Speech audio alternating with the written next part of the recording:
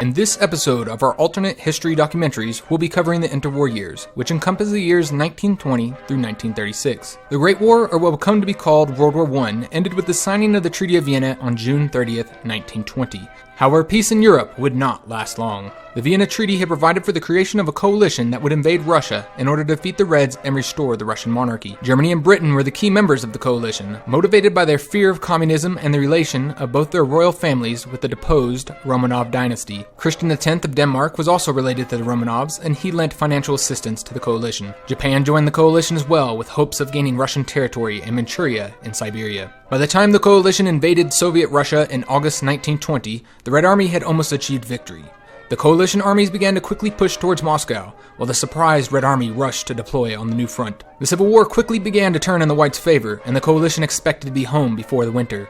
However, two key factors developed that would ensure the Russian Civil War would continue on for several more years. First, the Soviet leader Vladimir Lenin used the foreign invasion to rally the Russian people.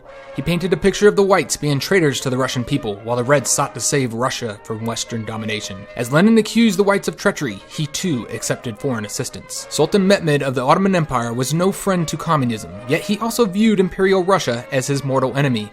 Thus he began to assist the Soviets, lending them money and military equipment. The Sultan sought to prolong the Civil War in order to exhaust all three of his rivals, Germany, Britain, and Russia. Mehmed would not live to see the end of the Civil War. The Sultan, who has now come to be called Mehmed the Great, died in 1922 at the age of 77. His brother became the new Sultan as Mehmed VI. Mehmed VI, already in his old age, lacked the political and military experience of his brother. In addition, he had little desire to participate in international politics. He cut off Ottoman aid to the Soviets and also terminated the planned invasion of Romania. By 1922, the Soviets had exhausted their resources, and without Turkish support, they began to lose what little ground they still held. A British naval invasion took Petrograd, and soon after, Germany entered Moscow. Lenin and the Red Army held out for another winter, but in the spring of 1923, the German army surrounded what remained of their force. Lenin was forced to surrender, ending the Russian Civil War. The victorious coalition placed Kirill Vladimirovich, one of the last living members of the Romanov dynasty, on the Russian throne. Japan was given Russian territory in Manchuria, but not the lands they desired in Siberia. Lenin was tried for treason by the new imperial government, and after a quick conviction, he was hanged for his crimes. However, several Soviet leaders, including Leon Trotsky, escaped Russia across the Black Sea. They arrived in Ottoman territory and requested asylum, which for an unknown reason, Mehmed granted. Some think that he had plans on using the Soviet leaders against Russia in the future, but those who were close to the Sultan claimed that he had no such plans. Regardless of Mehmed's reasons, this decision would prove to have grave consequences in the future. It was good for Britain that the war had finally ended, as they had been struggling with severe issues back home. Ireland had stayed loyal throughout World War I, but in 1922 they rebelled against British rule. The British were able to quickly put down the rebellion, executing the rebel leaders. But the British army was unable to restore order as the Irish rebels went underground, conducting a guerrilla war of attrition.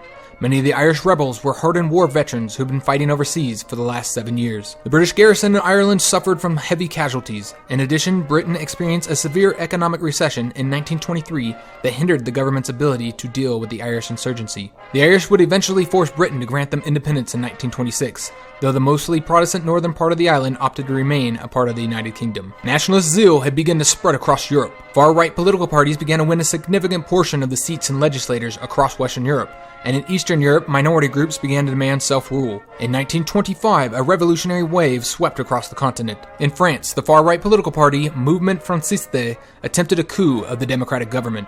The party represented a large minority of Frenchmen who demanded a revision of the Treaty of Vienna.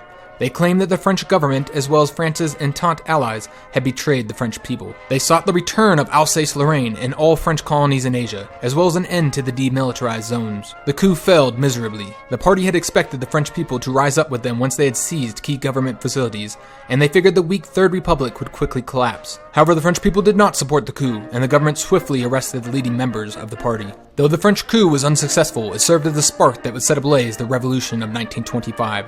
Germany had set up two buffer states along the Russian border, Lithuania and Poland. They were little more than puppets of the German Kaiser, and the Polish people demanded independence. Kaiser Wilhelm refused their demands, thus Poland rebelled. The German army put down the rebellion in a matter of weeks, and Wilhelm further reduced the autonomy of the Polish puppet state. At the same time as the Polish rebellion, revolts broke out across Austria-Hungary. The Austrian-Hungarian government was weak, and most of the army had been disbanded after the end of World War I.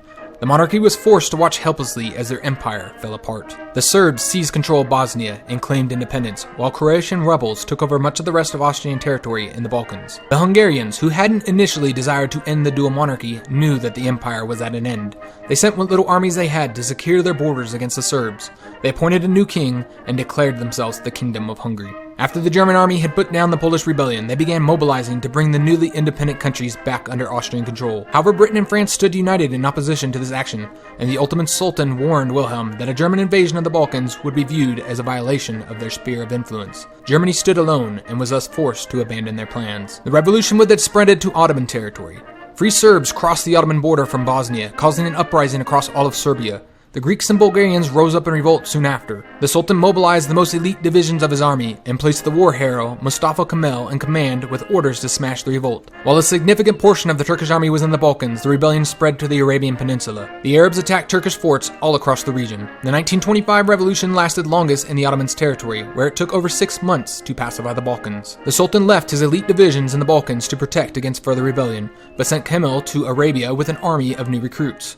Kemal had little desire to fight the experienced Arab fighters with an untested army. Consequently, he brokered a deal with Mehmed's approval. Saudi Arabia, Yemen, and Oman would be given limited self-rule if they peacefully surrendered their arms. Though suspicious of the offer, the Arab fighters had little desire to fight Kemal after his decisive victory in the Balkans. Therefore, they agreed to the deal. With the Arab revolt dealt with, the revolution of 1925 had ended. Kaiser Wilhelm had been shocked to see his authority questioned by the other powers, and he now realized that Germany was in a precarious position. With Austria-Hungary dismantled and the Ottomans increasingly more hostile to German goals, the Reich desperately needed a new ally if they were going to maintain their dominance on the continent. Wilhelm looked to his fellow monarch, King Victor Emmanuel III in Italy. Italy had originally been a member of the Central Powers before dropping out of the alliance when it became clear that war was on the horizon. However, Italy had remained neutral in the war, despite the generous bribes of Austrian and Turkish territory offered by the Entente powers. Now, Austria had completely collapsed, and the Habsburg monarchy pleaded for annexation into Germany. Wilhelm agreed, and Germany gained control of Austria, Corsica, Malta, and her African colonies. He then offered all of the Austrian colonies, including Corsica and Malta, to Italy in exchange for them rejoining a Central Powers alliance. Italy consented to the deal, ensuring that Germany would hold on to its privileged position of authority. The 1923 economic recession in Britain was a forewarning of the economic collapse that was soon to hit Europe. In 1928, Europe faced the worst economic recession in modern times. This Great Depression was the result of numerous factors, and the discussion of them could easily make for its own video. However, the gravity of the economic depression must be stressed. The entire world felt the effects, though the United States was impacted the least due to their policy of isolation and self-sufficiency. As inflation and unemployment skyrocketed, more and more people turned to the far-right political parties, particularly in France and Belgium. France was one of the hardest hit, as their country and economy still suffered from the terms of the Vienna Treaty. The Commonwealth also experienced tremendous hardships from the Depression. Australia and New Zealand both decided to leave the Commonwealth, partly due to the heavy casualties they suffered in World War I, for which they blamed poor British decision-making, but also because they hoped they would be better off economically if separated from Britain. However, the most significant outcome of the Great Depression was the Turkish Revolution. Leon Trotsky has worked tirelessly to convince Mehmed to invade Russia in order to restore the Soviets, but he met little success. He worked for the prominent Turkish socialist Şevket Hüsnü to build up the Turkish Communist Party, or the TKP. The TKP took advantage of the government's distraction in 1925 to start recruiting and holding rallies in Constantinople, significantly increasing their numbers. The party's influence increased drastically when they were able to convince Mustafa Kemal to join the party. Kemal wasn't a socialist, however he did long for the empire to implement more progressive policies, and he secretly believed that the monarchy should be abolished. The Great Depression of 1928 resulted in large numbers of Turks converting to socialism. When Mehmed VI died that autumn, the TKP seized its opportunity. The army under the command of Kemal took control of the royal palace while party members took over all government facilities. Kemal ensured that the army was fully mobilized throughout Ottoman territories to discourage rebellion in the provinces. The communist coup was perfectly executed. The TKP, now in complete control of the Turkish government, abolished the monarchy and declared an end to the Ottoman Empire. They renamed the country to the Turkish Socialist Republic with Şevket Hüsnü as their leader. After their failed coup in 1925, no one expected the Mouvement Franciste would gain power democratically, but the Great Depression had led a substantial number of Frenchmen into the party's ranks. By 1930, the French economy had become so bad that a loaf of bread cost a wheelbarrow full of francs, and the unemployment rate had soared to over 50%. The Mouvement Franciste convincingly made the case that they could fix all of France's problems by rebuilding the army and forcing a revision, or even a complete nullification, of the Treaty of Vienna. After winning the election, they wasted little time seizing full control of the government. They created a totalitarian ideology around the party's leader, Marcel Boucard. They began rebuilding the French army and reinvigorating the economy. Within a year, France was fully on the path to economic recovery, while Germany, Britain, and Italy were still in recession. The success of the totalitarian government in France led to considerable growth of the party's equivalent in Belgium. In 1932, the Belgian Totalitarian Party led a successful coup of the democratic government. Many have since argued that France played a major role in the Belgian coup. The Central Powers did little to stop the spread of totalitarianism. The German and Italian economies were still having trouble recovering, and neither country was in a position to respond to France militarily. They certainly could have won, but at what cost to their own country? It also didn't help that Wilhelm was now obsessed with the rebuilding of the German Navy and on focusing on colonial matters. As long as France did not violate the Treaty of Vienna, the Central Powers would do nothing. Britain recognized the threat that the new government in France presented, but they were also completely unable to oppose them. The situation with the totalitarians only got worse with the Spanish Civil War. The Turks had been supporting the Spanish socialists in the country since it had become a republic in 1930, after King Alfonso had fled the country. With the Turkish support, the Socialist Party grew rapidly. In 1934, they won the national elections. The Spanish military refused to accept the results of the election, citing the Turkish influence as a delegitimizing factor. The country collapsed into civil war. With the Turks supporting the Republican Socialists with military supplies and money, nationalist Spain sought French assistance. France wasted little time as they sent their armies across the Spanish borders. Turkey intended to send an army to help Republican Spain. However, the Second Balkan Rebellion broke out in the summer of '34. The rebellion was massive, as Serbs, Bulgarians, and Greeks once again joined together to defeat their Turkish overlords. Turkey was unable to send an army to Spain, which allowed the nationalists to achieve a decisive victory. In 1935, Turkey had again put down the Balkan rebels. They began to harshly oppress the Balkan peoples in retaliation. France, Spain, and Belgium signed an alliance treaty, forming the Nouvelle Entente. And in India, which had been an independent country since the Vienna Treaty, looked like it was on the verge of civil war. By 1936, most countries had recovered from the Great Depression, though Germany and Britain still had weak economies. However, the world looked ripe for another world war. The Japanese military had taken advantage of a failed coup to gain considerable power over the imperial government. They could finally enact their plans for Japanese expansion. The new Entente powers continued building their militaries for the inevitable conflict with Germany.